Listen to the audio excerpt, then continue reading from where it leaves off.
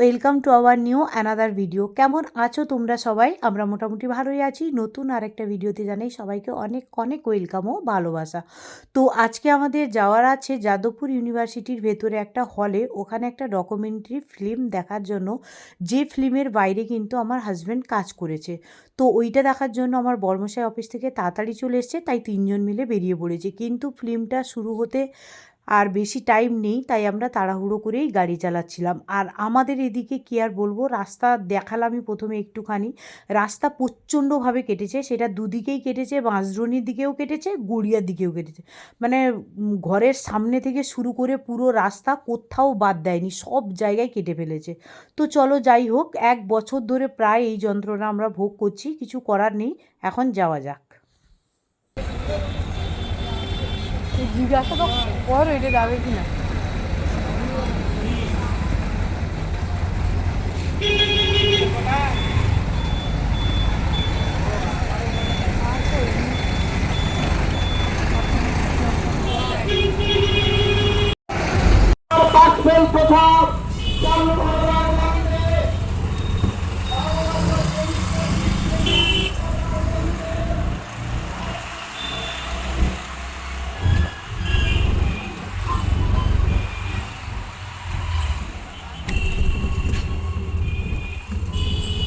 কি যেন অডিটোরিয়ামের নাম? ওইটা নাকি আগের বার যেটা গেছিলাম ওটা তো দক্ষিণাপনে ছিল। তো একটা অটো নিয়েই চলে এসেছি, একদম যাদবপুর ইউনিভার্সিটির ভেতরে ঢুকে গেছি। যেহেতু প্রোগ্রামটা শুরু হয়ে গেছে, তাই আমার বড়মশাই তাড়াতাড়ি করে দৌড়াচ্ছে।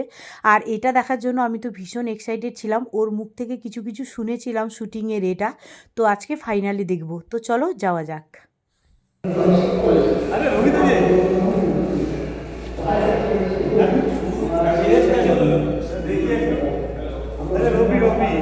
I was just out of college, a casual announcer with the Yuvavani section of All India Radio Kolkata. I was sitting in Studio 2 about to read the weather bulletin around 2:26 p.m. when suddenly the studio door opened and in walked a few army personnel along with the station director, Sri Dilip Sengupta. He asked me what I was about to read, and when I told him it was the weather bulletin, he took it out of my hands and said, "No, don't read that, but read this." And he shoved a paper, a typed paper in front of me. I looked at the script, I didn't know what it was all about, except that the headline had been underlined. যাদের আমরা রাজাকার বলতাম, যারা বিহার থেকে গিয়েছিল pro Pakistani, তারাই এটা provoke করছে, তারাই এটা করছে। আমি জানি না এই ফিল্মটা অরিজিনালি আপনাদের বলছে করার ইচ্ছে ছিল আমার অন্যভাবে, কিন্তু আমাদের দেশে আনফর্চুনেটলি স্পন্সর পাওয়া যায় না। এটাকে পুরো যদি ভিজুয়ালাইজ করতে আছো, আবলু চক্রবর্তী আর চন্দন ভুঁই,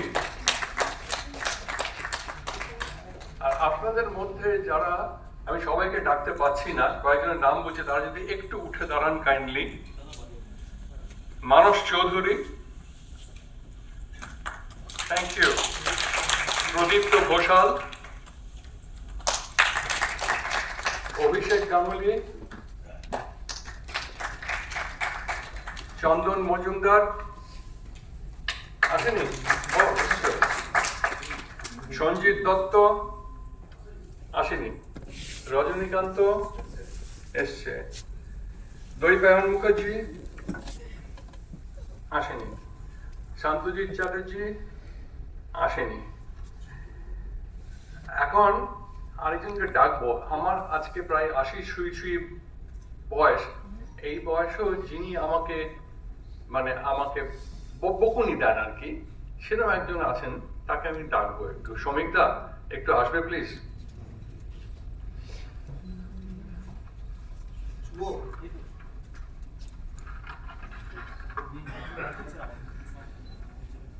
আমি বিশেষভাবে কয়েকজন পুরোটা তো আমরা দেখতে পারিনি, অল্প একটুখানি দেখেছিলাম, কিন্তু এইটুখানি দেখতে পেয়েছি, এটাই আমাদের কাছে অনেক।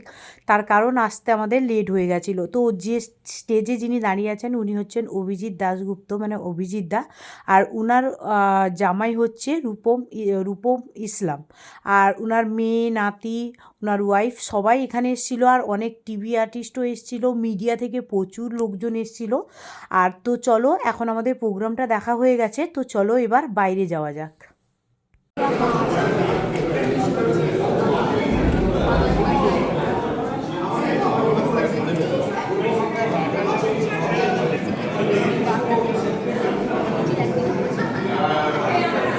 যেহেতু এটা ডকুমেন্টারি ফিল্ম ছিল আর এটা বাংলাদেশ আর বাংলাদেশের নিয়েই ছিল, তো এই কারণে দেখো এখানে প্রচুর মিডিয়ার লোকজন এসছে। তো এখানে ইন্টারভিউ হচ্ছে আর আমার হাজব্যান্ডের অফিস থেকেও লোকজন এসেছিলো। তো সবার সাথে আলাপ হয়ে অনেক কথাবার্তা হচ্ছিল আমাদের।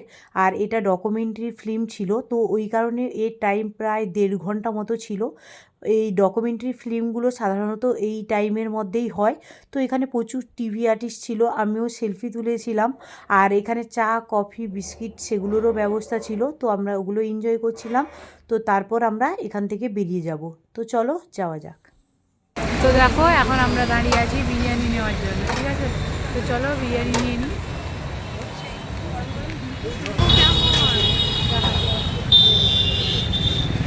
এটুকু পরে বার তো ওখান থেকে বেরিয়ে চলে এসেছিলাম গড়িয়া চায়ের দোকানে, কারণ আমি চা খাবো বলে এখানে এসেছিলাম। আর চা খাওয়ার পর চলে এসেছিলাম হচ্ছে পেট্রোল পাম্পে, যেহেতু কাল থেকে বাবুর স্কুল আছে। তো এই কারণে পেট্রোল গাড়িটা মানে ফুল করে না রাখলে খুবই অসুবিধা হয়। স্কুল চলাকালীন এদিক ওদিক বেরোনো খুবই মুশকিল হয়ে যায়। তো এই কারণে ভাবলাম এসছি যখন তার ফুল করেই নিই। আর যেহেতু আমার আর বাবুর জন্য আমরা বিরিয়ানি নিয়েছি, আমার বরমশাই কিন্তু বিরিয়ানি খেতে ও পছন্দ করে না, তাই ওর জন্য নিয়ে নিই। বাড়িতে কিন্তু রান্না আমার করাই আছে, ও গেলে ওটা খাবে। ও যেহেতু সন্ধেবেলায় ভাত খেয়েছে, তো বললো ভাত খাবে না, ও রুটি খাবে। তো চলো আগে বাড়ি যাই, তারপর দেখছি।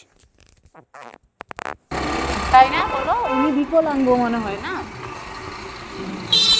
ওটা হচ্ছে উনার গাড়ি। এই যে দেখো বাড়ি এসে বাবুকে বিরিয়ানি দিয়ে দিয়েছি। বিরিয়ানি দেখলেই ওর আর তর সহ্য হয় না, তো ওই জন্য আগে ওকে দিয়ে দিয়েছি, তারপর আমরা খাবো। তো চলো আজকের মতো ভিডিওটা এখানেই শেষ করছি। কেমন লাগলো আমার এই ভিডিওটা অবশ্যই কমেন্টে জানিও। Tata, bye bye, thank you so much.